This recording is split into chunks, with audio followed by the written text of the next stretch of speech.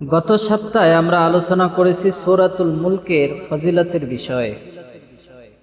আল্লাহ রাব্বুল আলামিন এত বরকতময় সূরা আল্লাহ রাব্বুল আলামিন আমাদেরকে দিলেন। গত সপ্তাহে আমরা সূরাতুল মুলকের ফজিলত এবং বরকত সম্বন্ধে আমরা আলোচনা করছি। আজকে আলহামদুলিল্লাহ সূরাতুল মুলকের যে আলোচনা, এই সূরাতুল মুলক বিষয়ে আল্লাহ রাব্বুল আলামিন তার হাবিব করিম সাল্লাল্লাহু আলাইহি ওয়াসাল্লামের মাধ্যমে এতটা ফজিলত আমাদেরকে জানালেন। তো আমাদেরকে দেখতে হবে এই সূরাটার মধ্যে আল্লাহ রাব্বুল আলামিন কি কি উপদেশ আল্লাহ আমাদেরকে দিয়েছেন, সেটাও তো অবশ্যই আমাদেরকে জানার দরকার। কেউ যদি এসে আপনাকে বলে যে অমুকের ছেলে অনেক ভালো, তো আপনি কখন ভালো বলবেন? যখন যাচাই বাছাই করবেন, তারপরেই তো ভালো বলবেন। এর আগে তো আপনি ভালো বলবেন না।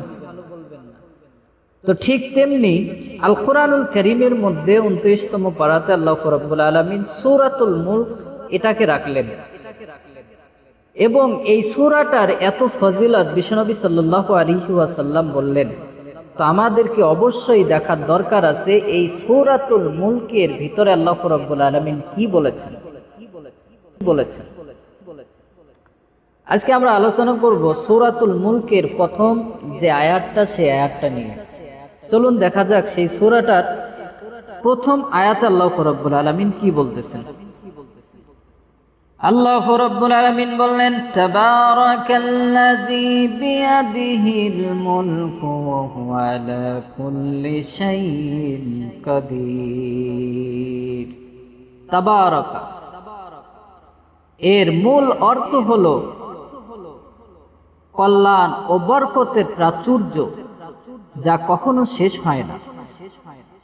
আল্লাহ রাব্বুল আলামিনের ধন সম্পদ এতটা রয়েছে, আমরা সারা জীবন যদি সেখান থেকে নেই, তো আল্লাহ রাব্বুল আলামিনের সম্পত্তিকে এক কিঞ্চিত পরিমাণও কমবে না। ধরুন কোন দেশের এক রাজা, সে তার দেশের মানুষকে প্রতিদিন খাওয়ান এবং উপহার দেন। তো খাওয়াতে খাওয়াতে এবং উপহার দিতে দিতে উনি একদিন ক্লান্ত হয়ে পড়বেন, ওনার সম্পদ শেষ হয়ে যাবে, কম হয়ে যাবে। তো উনি নিশ্চয় কোনো না কোনো একদিন ক্লান্ত হয়ে পড়বেন। তো আল্লাহ রাব্বুল আলামিনের সম্পদ এতটা, আল্লাহ রাব্বুল আলামিনের সম্পদ এক মহা সমুদ্রের মতো, যেখান থেকে আমরা প্রতিনিয়ত রিজিক নিচ্ছি, আমরা যা কিছু দরকার সব কিছু নিচ্ছি। এরপরে আল্লাহ রাব্বুল আলামিন ইনার সম্পত্তিকে এক কিঞ্চিত পরিমাণও কমবে না।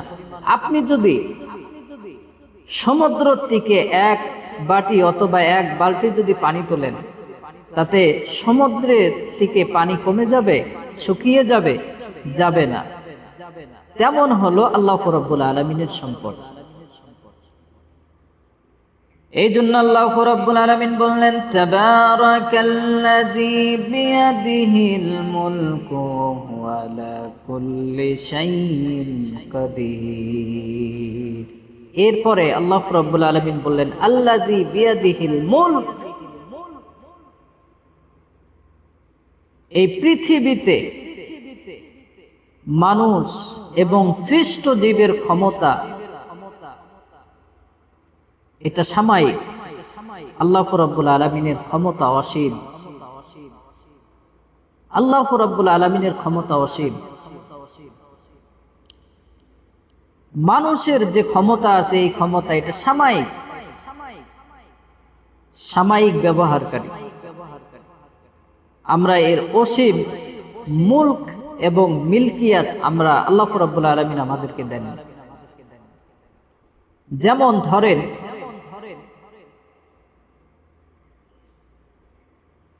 কোন বাড়িওয়ালা কাউকে বাড়ি ভাড়াতে দিয়েছেন, ভাড়াটিয়াকে ভাড়া দিয়েছেন,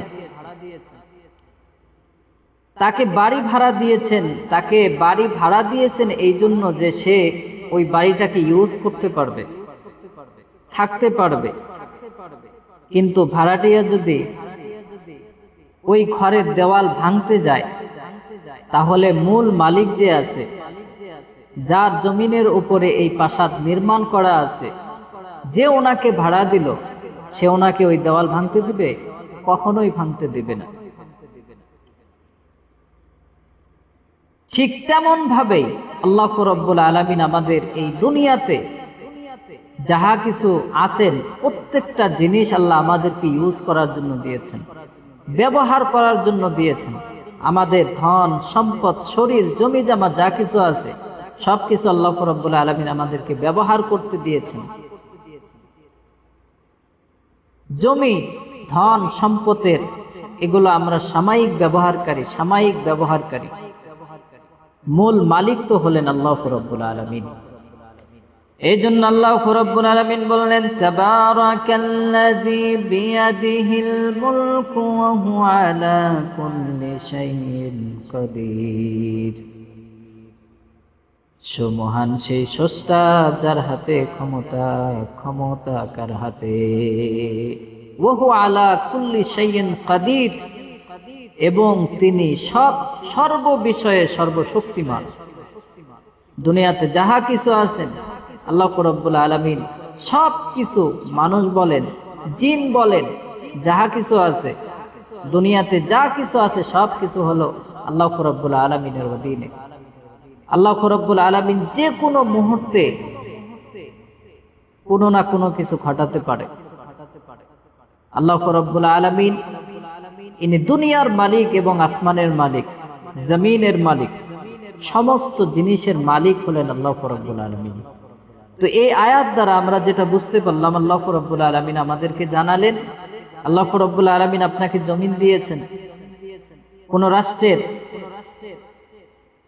কোন রাষ্ট্রের আপনাকে প্রধানমন্ত্রী বানিয়েছেন। এর মানে এটা নয় যে আপনি সেই ক্ষমতা নিয়ে অহংকার দেখাবেন। আল্লাহ রাব্বুল আলামিন প্রত্যেকটা জিনিস আল্লাহ রাব্বুল আলামিনের অধীনে। আল্লাহ রাব্বুল আলামিন যাকে চান তাকে ক্ষমতার চেয়ারে বসান, আবার আল্লাহ রাব্বুল আলামিন যাকে চান তাকে ক্ষমতার চেয়ার থেকে লাথি মেরে বের করে দেন। তো আল্লাহ রাব্বুল আলামিন এই সূরাটার দ্বারায় আমাদেরকে আল্লাহ রাব্বুল আলামিন যা কিছু দিয়েছেন এগুলো নিয়ে অহংকার করতে নেই, কখনো আমরা অহংকার করব না। এই জন্য আল্লাহ রাব্বুল আলামিন বললেন, তাবারাকাল্লাযী বিয়াদিহিল মুলকু ওয়া হুয়া আলা কুল্লি শাইইন কাদির। সুমহান সেই স্রষ্টা, যার হাতে ক্ষমতা এবং সে সর্ববিষয়ে সর্বশক্তিমান। তিনি সর্ববিষয়ে সর্বশক্তিমান। আল্লাহ রাব্বুল আলামিন আমাদেরকে অহংকার থেকে বাঁচার তৌফিক দান করুক, বলেন আমিন। আল্লাহ।